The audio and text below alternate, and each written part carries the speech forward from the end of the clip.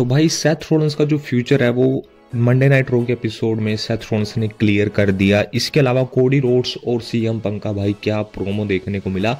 स्वागत है दोस्तों आप सभी का रेसलिंग रेंजर की एक और नई वीडियो के अंदर।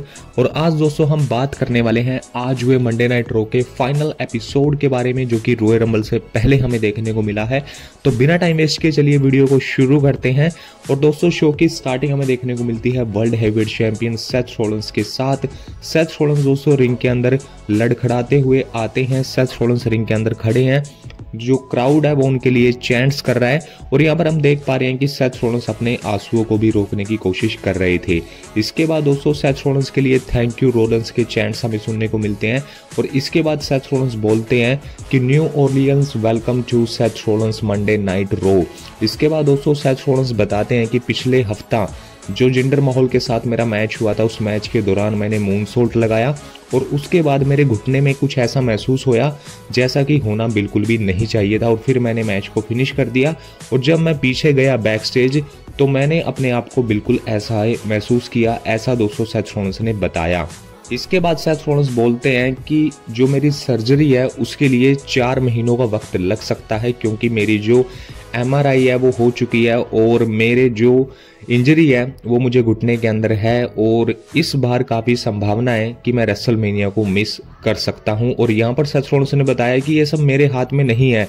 मैं तो ये चाहता हूं कि मैं अगले हफ्ते आकर यहाँ पर सुपरस्टार्स को स्टॉम्प लगाऊं, लेकिन मेरे लिए ये सब कर पाना अब संभव नहीं है। और ऐसी पॉसिबिलिटी है कि मैं रेसलमेनिया को इस साल मिस कर सकता हूं। इसके बाद दोस्तों क्राउड का नो नो नो वाला चैंट्स हमें सुनने को मिलता है। और सेथ रॉलिंस यहाँ पर काफ़ी इमोशनल भी नजर आ रहे थे। इसके बाद दोस्तों हमें गुंथर यानी कि इंपीरियम का म्यूजिक सुनने को मिलता है। और गुंथर जब रिंग के अंदर आते हैं तो वे बोलते हैं कि सेथ रॉलिंस को देखकर मैं बिल्कुल भी खुश नहीं हूं कि जिस तरीके से उसकी हालत है, और मैं काफी दुखी हूं कि सेथ रॉलिंस इस साल की रेसलमेनिया को मिस करने वाला है। इसके बाद दोस्तों सेथ रॉलिंस बोलते हैं कि मुझे परवाह नहीं है कि डॉक्टर क्या बोलते हैं, मुझे कितनी मेहनत करनी पड़ेगी अपनी इंजरी को फिर से रिकवर करने के लिए, लेकिन मैं रेसलमेनिया में अपनी वर्ल्ड चैंपियनशिप लेकर जरूर जाऊंगा और मैं रेसलमेनिया को बिल्कुल भी मिस नहीं करने वाला। इसके बाद दोस्तों गुंथर बोलते हैं कि मैं रॉयल रंबल मैच के अंदर उतरने वाला हूं और मैं इस हफ्ते रॉयल रंबल मैच को जीतकर तुमको चैलेंज करूंगा वर्ल्ड हेवीवेट चैंपियनशिप के लिए। और फिर जो तुम्हारी इंजरी है मैं उसको टारगेट करने वाला हूं और रेसलमेनिया के अंदर मैं तुम्हें हराकर नया चैंपियन भी बन जाऊंगा। और इसके बाद दोस्तों यू सबके हमें चैंट सुनने को मिलते हैं गुंथर के लिए। और यहाँ पर सेथ रॉलिंस बोलते हैं कि तुम ये याद रखना कि तुम किसके पीछे आ रहे हो। और इसके बाद गुंथर बोलते हैं कि सेथ रॉलिंस भी ये याद रखे कि उसके पीछे कौन आ रहा है। और इसके बाद दोस्तों दोनों ही सुपरस्टार हैंडशेक करते हैं और इसके बाद गुंथर वहां से चले जाते हैं। लेकिन दोस्तों जब वो जा रहे थे तो दोस्तों न्यू डे यानी कि कोफी किंगस्टन और जेवियर वुड्स यहाँ पर लुडविग काइजर और विंची के ऊपर अटैक करते हैं। और ये सब देखकर गुंथर खुश नहीं थे। तो दोस्तों वाकई में जो ये प्रोमो था ये काफी कमाल का प्रोमो था, जिस तरीके से गुंथर और सेथ रॉलिंस ने अपने वर्ड्स को फैंस के सामने एक्सचेंज किया। दोस्तों इसके बाद हमें new day versus Vinci and Ludwig Kaizer के बीच में मैच देखने को मिलता है। और मैच दोस्तों ये डबल काउंटआउट के सहारे से फिनिश हो जाता है। लेकिन मैच खत्म होने के बाद ये दोनों सुपरस्टार दोस्तों जो ये टीम थी दोनों, ये हमें क्राउड के बीच में लड़ती हुई नजर आई। इन्होंने पूरा एक दूसरे के ऊपर अटैक किया और क्राउड इस चीज को देखकर काफी बजिंग था। और बैक स्टेज से हमें क्या सुनने को मिलता है कि कोफी किंगस्टन ने गुंथर को चैलेंज किया है अगले हफ्ते IC चैंपियनशिप के लिए। इसके बाद दोस्तों हमें मैच देखने को मिलता है वल्हाना वर्सेस नाइल के बीच में। और सिंपली जो विक्ट्री है वो यहाँ पर नाइल की हो जाती है।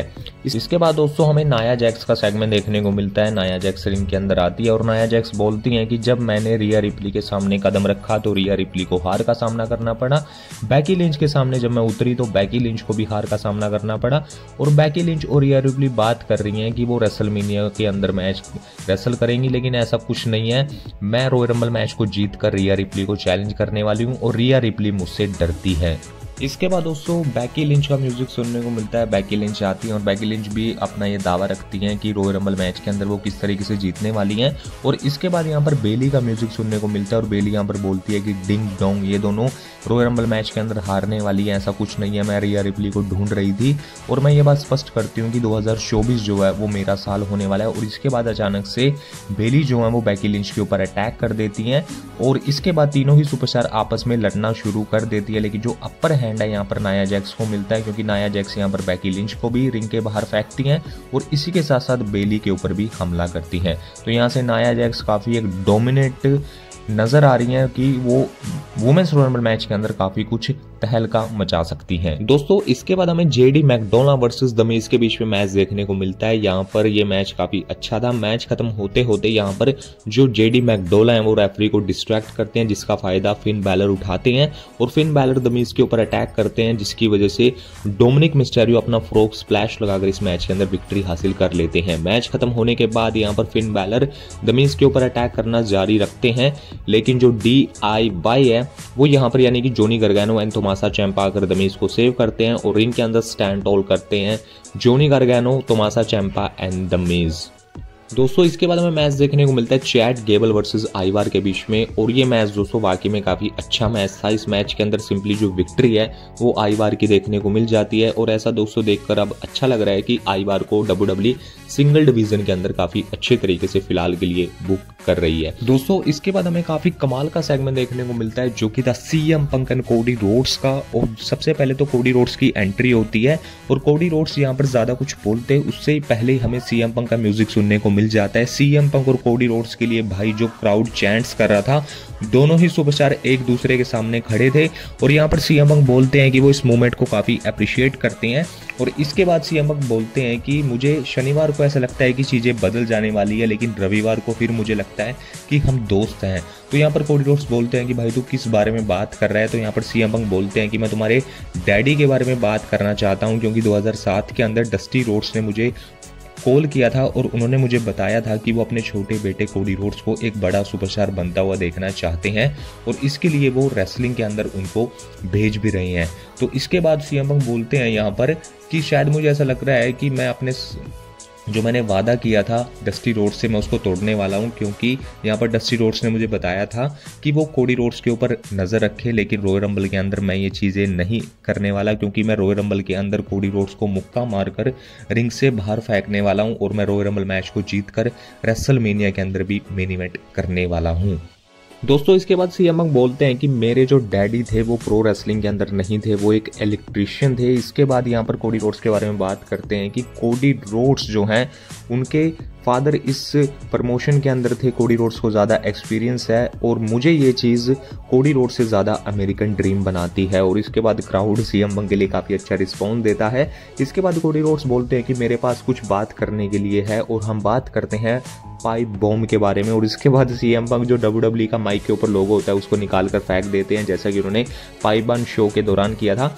इसके बाद दोस्तों कोडी रोड्स बोलते हैं कि तुमने जो वो प्रोमो कट किया था वहाँ पर बैठ कर, तो इसके बाद कोडी रोड्स बोलते हैं कि तुम यहाँ से चले गए, तुमने जो अपनी बातें बोली थी उनके ऊपर तुमने जो अपने नियम है उसको लागू नहीं रखा। कोडी रोड्स ने उस प्रोमो को सुना, कोडी रोड्स ने उन चीज़ों को लागू किया और ये जो चीज़ें हैं ये मुझे CM पंक से ज़्यादा CM पंक बनाती हैं। और इस चीज़ पर क्राउड ने भाई कोडी रोड्स को काफ़ी अच्छा रिएक्शन दिया।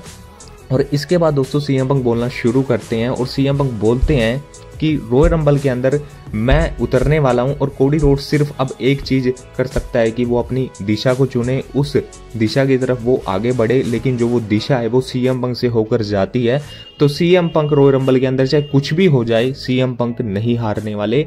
और इसके बाद दोस्तों कोडी रोड्स जाने के लिए रिंग से बाहर जाने के लिए जाते हैं, लेकिन CM पंक उनको पकड़कर फिर से आमने सामने लाते हैं और दोनों सुपरस्टार एक दूसरे को घूर रहे थे। और इसके बाद वो दोनों ही सुपरस्टार शांत होते हैं। और जो ये प्रोमो था भाई साहब, इस प्रोमो ने रॉयल रंबल की जो हाइप है वो इतनी ज़्यादा बढ़ा दी है कि इस मैच के अंदर क्या कुछ होने वाला है ये काफ़ी सरप्राइजिंग रहने वाला है। दोस्तों इसके बाद हमें शो के ऊपर टैग टीम मैच देखने को मिलता है जो कि था Shayna Baszler and Zoey Stark versus Indi Hartwell and Candice LeRae के बीच में। ज़्यादा कुछ इस मैच के अंदर बताने के लिए नहीं है, सिंपली यहाँ पर जो विक्ट्री है वो शेयना बेज़लर एंड ज़ोई स्टार्क ने कर ली। इसके बाद दोस्तों शो के ऊपर मेन इवेंट मैच आता है जो कि था Damien priest versus Drew McIntyre के बीच में। मैच ये दोस्तों काफ़ी हार्ड हिटिंग मैच था, दोनों ही सुपरस्टार एक दूसरे को मारने के लिए पूरा जी जान लगा रहे थे। इस मैच के दौरान हमें R-Truth भी देखने को मिलते हैं। यहाँ पर R-Truth डेमियन प्रीस्ट को कुछ पैसे देकर पता नहीं क्या बोल रहे थे। इसके बाद जो डेमियन प्रीस्ट है उनका गुस्सा फूट जाता है। ड्रू मैकिंटायर को मारने के साथ साथ डेमियन प्रीस्ट यहाँ पर R-Truth को भी धक्का दे देते हैं। और इस मैच के दौरान हमें क्या देखने को मिलता है, एंडिंग मोमेंट पर जो ड्रू मैकिंटायर है वो डेमियन प्रीस्ट को फ्यूचर शॉक डीडीटी लगाते हैं और इसके बाद आर-ट्रूथ फिर से आकर पूछ रहे हैं कि भाई डेमियन प्रीस्ट इसका पासवर्ड क्या है ब्रीफ केस का, इसको मुझे खोलना है, पता नहीं क्या करना है। और इसके बाद जो आर-ट्रूथ है वो ड्रू मैकिंटायर से भी पिट जाते हैं और यहाँ पर जो डेमियन प्रीस्ट है वो साउथ ऑफ हेवन लगाते हैं ड्रू मैकिंटायर को, लेकिन रेफरी जो है वो आर-ट्रूथ के साथ में बिजी हैं, जिसका फायदा यहाँ पर ड्रू मैकिंटायर उठाते हैं और ड्रू मैकिंटायर यहाँ पर क्लेमोर किक लगाते हैं डेमियन प्रीस्ट को 1 2 3 और इस तरीके से इस मैच के अंदर ड्रू मैकिंटायर विक्ट्री हासिल कर लेते हैं और रॉयल रंबल मैच के अंदर भी ये दोनों सुपरस्टार उतरने ही वाले हैं। तो दोस्तों ओवरऑल आज का जो मंडे नाइट रॉ का एपिसोड था ये काफ़ी अच्छा शो था। पर्सनली दोस्तों मुझे कोडी रोड्स और जो सीएम पंक का सेगमेंट था, भाई साहब क्या हीट पैदा कर दिया इस सेगमेंट ने और रॉयल रंबल मैच की जो हाइप है वो नेक्स्ट लेवल पर चली गई है। तो दोस्तों आई नो आप सभी को जो ये रॉयल रंबल की रॉ की जो रिव्यू वीडियो है ये आप सभी को पसंद आई होगी, तो वीडियो को लाइक और शेयर कीजिएगा और चैनल को सब्सक्राइब कीजिएगा डेली रेसलिंग की वीडियोस के लिए। मिलते हैं दोस्तों अपने अगली वीडियो के अंदर। Take care and good bye, thank you so much for watching this video.